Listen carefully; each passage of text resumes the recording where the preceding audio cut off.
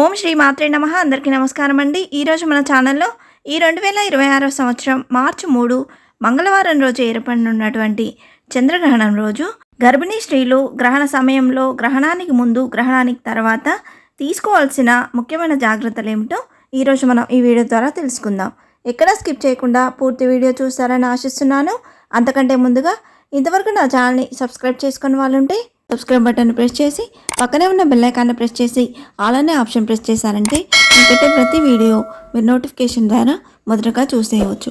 ముందుగా వీడియోలోకి వెళ్ళిపోదాం. ఈ 2026 సంవత్సరం మార్చి 3 మంగళవారం రోజు పాల్గొన పౌర్ణమి రోజున ఏర్పడే మొదటి చంద్రగ్రహణం సంపూర్ణ చంద్రగ్రహణం అయినప్పటికీ మన భారతదేశంలో కొన్ని ప్రాంతాల్లో సంపూర్ణంగా కనబడి మన తెలుగు రాష్ట్రాల్లో పాక్షికంగా కనబడుతుందని ఖగోళ శాస్త్రజ్ఞులు పేర్కొంటున్నారు. కాబట్టి సూతకాలం కూడా వర్తిస్తుందని, గర్భిణీ స్త్రీలు కూడా నియమాలు తప్పక పాటించాలని జ్యోతిష పండితులు తెలియజేస్తున్నారు. ఎన్నో జాగ్రత్తలు పాటిస్తూ 9 నెలలు కాపాడుకొని తల్లి బిడ్డకు జన్మనిస్తుంది. ఇలాంటి సమయంలోనే గ్రహణాలు ఏర్పడినప్పుడు ఎలాంటి జాగ్రత్తలు తీసుకోవాలో ఇప్పుడు తెలుసుకుందాం. జ్యోతిష పరంగా, ఆధ్యాత్మికంగా గ్రహణ సమయంలో గర్భిణీలు పూర్తిగా ఇంట్లోనే ఉండాలి. వారు ఉండే గది తలుపులు, కిటికీలు మూసివేయాలి. గ్రహణం తర్వాత గర్భిణీ స్త్రీలు తప్పకుండా స్నానం చేయాలని, పదునైన వస్తువులను ఉపయోగించకూడదని, ఆ సమయంలో తినడం, తాగడం వంటి ఏమీ చేయకూడదని అంటారు. అంతేకాదు నిద్రపోవద్దని కూడా సూచనలు ఇస్తారు. అయితే ఇవన్నీ మూఢనమ్మకాలని వైజ్ఞానికవేత్తలు కొట్టిపారేస్తారు. ఇందులో ఎవరి వాదన సరైంది, తప్ప ఒప్ప అనేది పక్కన పెడితే భూమిపై సూర్యచంద్రుల ప్రభావం ఎక్కువగా ఉంటుందని సైన్స్ స్పష్టంగా చెబుతుంది. అలాగే మన శరీరం దాదాపు 70% నీటితోనే ఉంటుంది. కాబట్టి మన శరీరంలోని నీరు కూడా చంద్రుడి ప్రభావానికి గురవుతుంది. గ్రహణం ఏర్పడినప్పుడు మన ప్రవర్తనతో పాటు రక్త ప్రసరణలోనూ మార్పులు వస్తాయని కొన్ని అధ్యయనాలు వెల్లడించాయి. కాబట్టి గ్రహణ సమయంలో మన శరీరం డీహైడ్రేషన్కి లోను కాకుండా ఉండాలంటే ఎక్కువ మొత్తంలో గర్భిణీ స్త్రీలు నీరు త్రాగడం మంచిది. గర్భవతిగా ఉన్న మహిళపై గ్రహణం తర్వాత వచ్చే కిరణాలు పడితే ఆమె బిడ్డకు హాని కలుగుతుందని భావిస్తారు. గ్రహణ సమయంలో గర్భిణులు పనిచేస్తే వైకల్యంతో బిడ్డలు పుడతారని, అతినీల లోహిత కిరణాలకు గురైతే చనిపోయే అవకాశం ఉందని కొందరు నమ్ముతారు. అయితే గతంలో వైకల్యాలను ముందే గ్రహించడానికి అల్ట్రాసౌండ్ లేదా స్కానింగ్ వంటి పరీక్షలు అందుబాటులో లేవు. కాబట్టి గ్రహణం వల్లే అలా జరిగిందని అనుకునేవారు.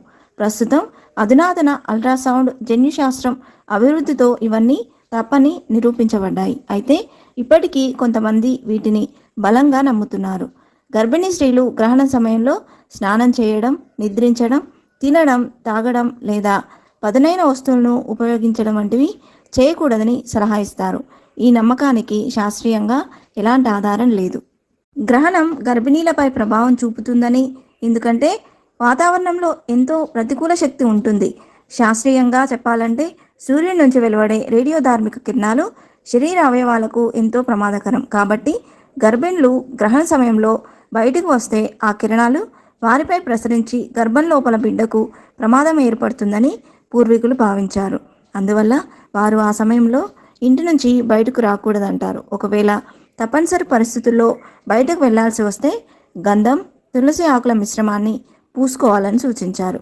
ఎందుకంటే తులసి ఆకుల్లో శరీర ఉష్ణోగ్రతను సమతుల్యంగా ఉంచే గుణం ఉంటుంది. గ్రహణం సమయంలో గర్భిణులు నిద్రపోకూడదని జ్యోతిష్య నిపుణులు చెబుతున్నారు. వారు ఈ సమయంలో నిద్రపోతే అది నేరుగా శిశువు యొక్క మానసిక ఆరోగ్యంపై ప్రభావం చూపుతుందని అంటారు. ఈ టైంలో వీలైతే గర్భిణులు భగవన్నామ స్మరణ చేయడం వల్ల మేలు జరుగుతుందని సూచించారు. గ్రహణం యొక్క ప్రతికూల ప్రభావాలను నివారించడానికి గ్రహణాలకు ముందు, ఆ తర్వాత స్నానం చేయడం చాలా అవసరం. గర్భిణీ స్త్రీలు కంకణాలు, పిన్నులు, సేఫ్టీ పిన్స్ మొదలైన వాటితో సహా ఎలాంటి లోహపు ఆభరణాలను ధరించకూడదు. వీటితో పాటు గ్రహణ సమయంలో పండ్లు, కూరగాయలు కట్ చేయకూడదు. ఒకవేళ అలా చేస్తే పుట్టబోయే బిడ్డ గ్రహణ మొర్రితో పుట్టే అవకాశం ఉంటుంది. గ్రహణ సమయంలో బంగారు ఆభరణాలను ధరించడం, చీర పిన్నులు, హెయిర్ పిన్నులు, బిగుతు క్లిప్పులు పెట్టుకోవడం మానుకోవాలి. గ్రహణ సమయంలో గర్భిణీ స్త్రీలు ఖచ్చితంగా ఈ నియమాలు పాటించి జాగ్రత్తలు తీసుకోవాలి. ఇంతే ఫ్రెండ్స్, ఈ వీడియో మీకు నచ్చిందని ఆశిస్తున్నాను. ఇలాంటి ఇంట్రెస్టింగ్ వీడియోస్ కోసం please subscribe my channel and press the bell icon. అలాగే లైక్ చేయండి, షేర్ చేయండి. మీకు ఏమైనా సందేహం ఉంటే నా కమెంట్ బాక్స్లో పోస్ట్ చేయండి. మరొక మంచి వీడియోతో మేము ముందుకు వస్తాను. అంతవరకు సెలవు.